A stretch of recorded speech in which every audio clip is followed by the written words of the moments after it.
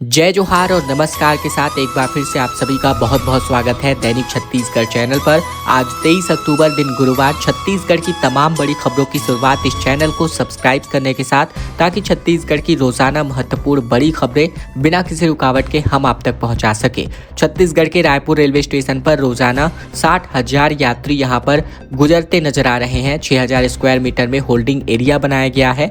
15 रुपए में खाना यहां पर दिया जा रहा है। दीपावली के बाद बड़ी संख्या में लोग अब अपने घरों या वर्क प्लेस की ओर वापस लौट रहे हैं। इसके अलावा छठ पूजा के लिए बड़ी संख्या में यात्री जो है सफर पर भी निकलेंगे और इन सफर की वजह से स्टेशन और ट्रेनों पर इसका लोड बढ़ने वाला है। साथ ही साथ रायपुर रेलवे स्टेशन ने इस क्राउड को मैनेज करने के लिए तैयारियां पूरी कर ली है। साथ ही 21 अक्टूबर को खुद रेल मंडल प्रबंधक यानी DRM Dayanand Raipur railway station पहुंचे और तैयारियों का जायजा लिया। इन्होंने बताया कि क्राउड मैनेजमेंट के स्टेशन पर स्पेशल होल्डिंग एरिया बनाया गया है। सबको कंफर्म टिकट मिले इसके लिए स्पेशल ट्रेन चलाई जा रही है।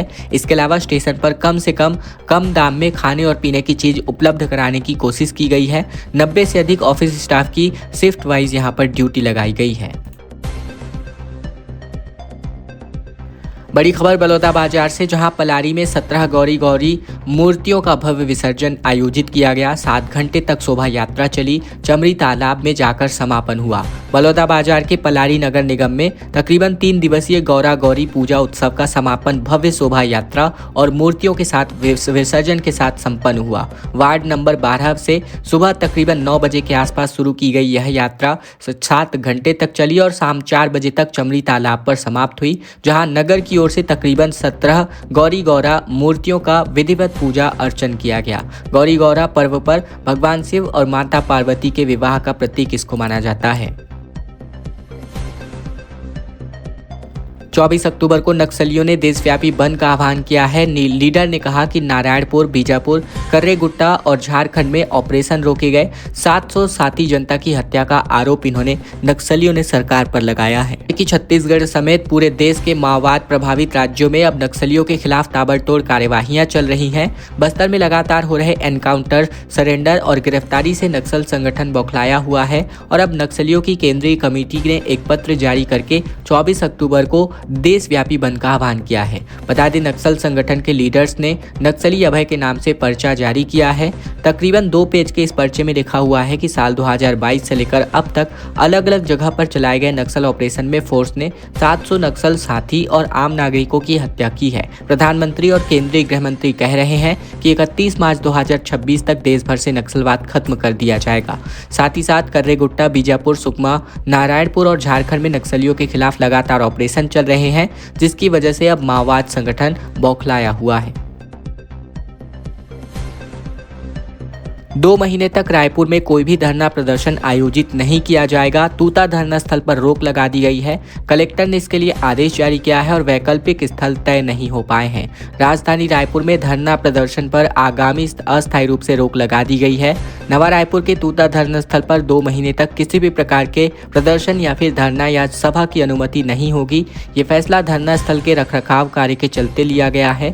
नवा रायपुर अटल नगर विकास प्राधिकरण के मुख्य कार्यपालन अधिकारी ने जानकारी दी है कि यह कार्य लगभग 2 माह तक चलेगा और इस दौरान स्थल को नगर विकास प्राधिकरण को सौंप दिया जाएगा। इस संबंध में जिला कलेक्टर डॉक्टर गौरव सिंह ने आदेश जारी कर दिया है कि साफ तौर पर कहा गया है कि अगला आदेश आने तक धरना प्रदर्शन नहीं किया जा सकता।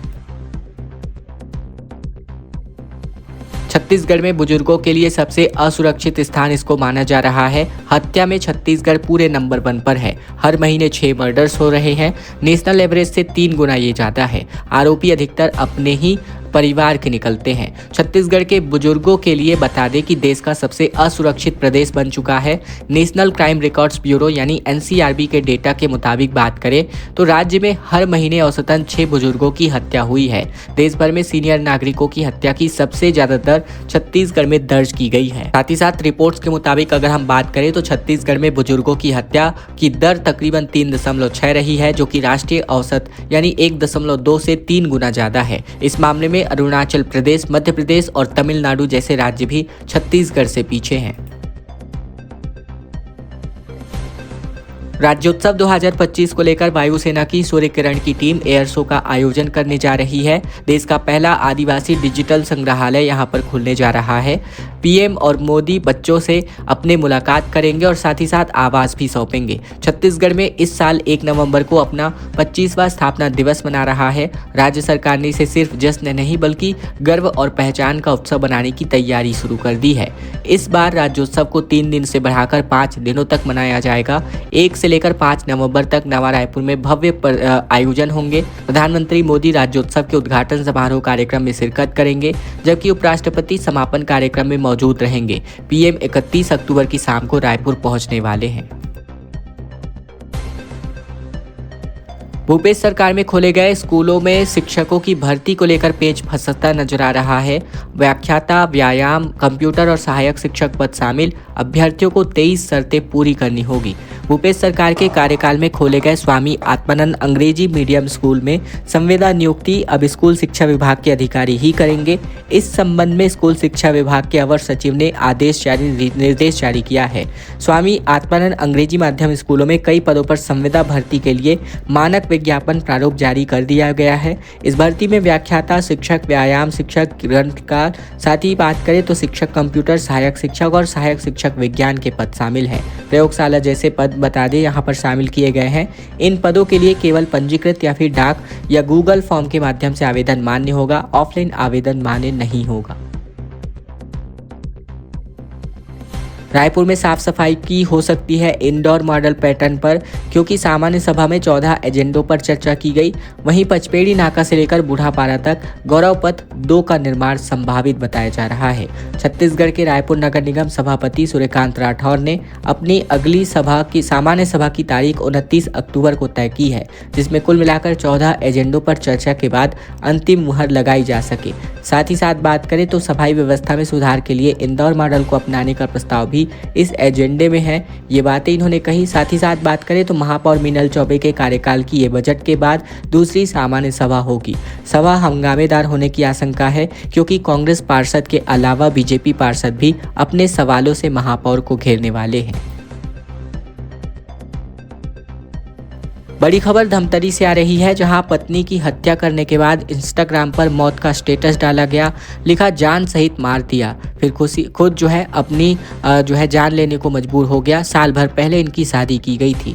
छत्तीसगढ़ के धमतरी जिले में पति ने पत्नी की हत्या करने के बाद खुद अपनी जान ले ली। बता दें, पति ने पत्नी की हत्या के बाद इंस्टाग्राम पर एक पोस्ट भी शेयर किया, जिस पोस्ट में उसने पत्नी के माता पिता को इसके लिए जिम्मेदार ठहराया। युवक ने कहा कि पत्नी को जान सहित मार दिया हूं, पत्नी के माँ बाप की वजह से मारा हूं। पुलिस ने मामला दर्ज कर जांच शुरू कर दिया है। ये घटना मगरलोड के करेली बेड़ी चौकी क्षेत्र की है। साथ ही जानकारी के मुताबिक लक्ष्मी यादव की शादी 1 साल पहले हल्दी गांव के हितेश यादव से हुई थी। हितेश ने अपनी भाभी की छोटी बहन लक्ष्मी से शादी की थी और घर में माँ बाप और भाई बहन भी साथ रहते थे। तालाब में फूल निकालने के लिए उतरे 3 बच्चे डूब गए और इनकी वजह से इनकी जान चली गई। इनमें 2 लड़के और 1 लड़की शामिल है और पूरा परिवार दीपावली मनाने के बजाय अगले दिन हादसा मनाता रहा। बता दें, छत्तीसगढ़ के बीजापुर जिले के तालाब में डूबने की वजह से 3 बच्चों की मौत हो गई। ग्राम हिरोरीपारा में तकरीबन 21 अक्टूबर की दोपहर बच्चों की लाश तालाब में तैरती पाई गई। इनमें 2 लड़के और 1 लड़की शामिल है। घटना गंगालूर थाना क्षेत्र की है। साथ ही तीनों बच्चों की उम्र तकरीबन 3 से 5 साल है। बताया जा रहा है कि बच्चे तालाब के पास खेलने गए हुए थे। तालाब में फूल निकालने के लिए उतरे थे और गहरे पानी में समा गए। फिलहाल घटना 24 घंटे का वक्त हो चला है और शवों का पोस्टमार्टम जारी कर दिया गया है, जिसके बाद अब गांव में उनका अंतिम संस्कार किया जाएगा। यूपी से 17 लीटर पेट्रोल लाया और सास ससुर को जिंदा जलाकर भाग निकला। पत्नी के मायके जाने से नाराज था और 10 लाख रुपए की डिमांड कर रहा था। छत्तीसगढ़ के कोरिया जिले में दामाद ने अपनी सास और ससुर को खाट से बांधकर पेट्रोल बम से उड़ा दिया, जिससे ससुर की मौके पर ही मौत हो गई, जबकि सास ने तीसरे दिन इलाज के दौरान दम तोड़ दिया। वारदात के बाद दरवाजा बंद करके आरोपी भाग निकले थे। अब पुलिस ने दामाद सुरेश ठाकुर और उसके साथी प्रदीपी बैरागी और सहदेव को गिरफ्तार कर लिया है। पुलिस ने आरोपियों को अब बैकुंठपुर में आधा सिर मुंडवाकर जुलूस भी निकाला। आरोपी दामाद अपनी पत्नी के मायके लौटने से नाराज था। उसने पहले भी अपने साले पर गोली चलाई हुई थी। वहीं आरोपी के पास से एक कट्टा और 7 जिंदा कारतूस बरामद किया गया है। मामला बैकुंठपुर थाना क्षेत्र का है। पूर्व सीएम भूपेश बघेल ने कहा कि ना आदिवासी दिवस मनाते हैं और ना ही छत्तीसगढ़ का कोई त्योहार। गोवर्धन पूजा पर भूपेश बघेल ने कहा कि छत्तीसगढ़िया प्राइड को खत्म कर रही है सरकार। पूर्व मुख्यमंत्री भूपेश बघेल ने एक बार फिर भाजपा सरकार पर बड़ा हमला बोला है। गोवर्धन पूजा के मौके पर सरकारी बंगले में आयोजित कार्यक्रम में उन्होंने कहा कि वर्तमान सरकार ना तो विश्व आदिवासी दिवस मनाती है और ना ही छत्तीसगढ़ की पारंपरिक त्योहारों को महत्व देती है। बघेल ने कहा कि गोवर्धन पूजा केवल धार्मिक परंपरा नहीं बल्कि प्रकृति के साथ हमारा जुड़ाव भी है। उन्होंने परिवार सहित गाय की पूजा, सोहाई बांधने और खिचड़ी खिलाने की परंपरा निभाई और इस अवसर पर राउत नाचा की प्रस्तुति ने कार्यक्रम को पूरी तरीके से छत्तीसगढ़ी रंग में रंग दिया है। पलारी में गोवर्धन पूजा आयोजित किया गया, जहां 400 गायों को खिचड़ी खिलाई गई। कृषि उपज मंडी परिसर में अन्नकूट पर्व मनाया गया। बता दें, बलौदाबाजार जिले के पलारी में गोवर्धन पूजा का आयोजन किया गया, जहां बड़ी संख्या में कृषि उपज मंडी परिसर में 400 गायों को खिचड़ी खिलाकर अन्नकूट पर्व मनाया गया। ये आयोजन हर्षोल्लास के साथ संपन्न हुआ। नगर पंचायत के अध्यक्ष गोपी साहू ने कार्यक्रम की अगुवाई की। उन्होंने कहा कि ये पर्व प्रकृति, पशुधन और पर्यावरण के प्रति हमारी सामूहिक जिम्मेदारी को दर्शाता है। साहू ने पारिस्थितिकी संतुलन और गौ सेवा के महत्व पर भी जोर दिया। साथ ही साथ मुख्य अतिथि के तौर पर विपिन बिहारी वर्मा ने गोवर्धन पूजा के ऐतिहासिक और सांस्कृतिक महत्व पर फूल प्रकाश डाला।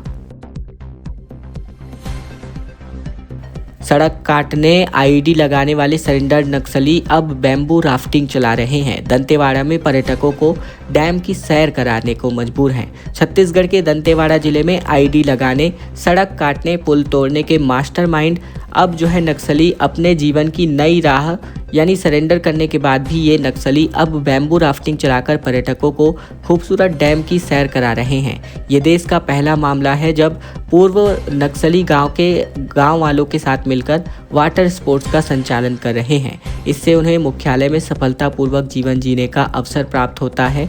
वे समाज में जहां फिर से अपनी पहचान बना पा रहे हैं, साथ ही आर्थिक रूप से मजबूत नहीं हैं। छत्तीसगढ़ में 1 दिसंबर से मंत्रालय में अटेंडेंस का एक नया तरीका इजाद होने जा रहा है, जहां आधार लिंक बायोमेट्रिक सिस्टम लागू किया जाएगा। बता दें, छत्तीसगढ़ में अब मंत्रालय, महानदी भवन और इंद्रावती भवन में सरकार ने मंत्रालय और डायरेक्टरेट में कर्मचारियों की ट्रांसपेरेंट और सही अटेंडेंस पक्का करने के लिए एक बड़ा कदम उठाया है। अब मंत्रालय में आधार बेस्ड बायोमेट्रिक अटेंडेंस सिस्टम लागू किया जाएगा। ये सिस्टम 1 दिसंबर 2025 से लागू होगा। जनरल एडमिनिस्ट्रेशन डिपार्टमेंट ने इस बारे में सभी डिपार्टमेंट हेड और अधिकारियों को निर्देश जारी कर दिया है। इस नए सिस्टम के अंतर्गत हर कर्मचारी की अटेंडेंस सीधे उनके आधार नंबर से लिंक होगी और इससे अटेंडेंस रिकॉर्ड करने में ट्रांसपेरेंसी बढ़ेगी। देर से आने या फिर बिना बताए गैर हाजिर रहने वाले को कंट्रोल करने में मदद मिलेगी और नए सिस्टम के अंतर्गत सभी अधिकारियों और कर्मचारियों को पोर्टल पर अपने आधार नंबर अपडेट करने होंगे। इसके बाद अटेंडेंस सिर्फ पूरे मंत्रालय परिसर में लगी बायोमेट्रिक मशीनों से ही रिकॉर्ड की जा सकेगी। खबरों का सिलसिला बस यहीं तक का था। वीडियो अगर आपको पसंद आया तो वीडियो को लाइक कर दीजिए। चैनल पर नए हैं, चैनल को जरूर सब्सक्राइब कर लीजिए ताकि छत्तीसगढ़ की रोजाना महत्वपूर्ण बड़ी खबरें बिना किसी रुकावट के हम आप तक पहुंचा सकें।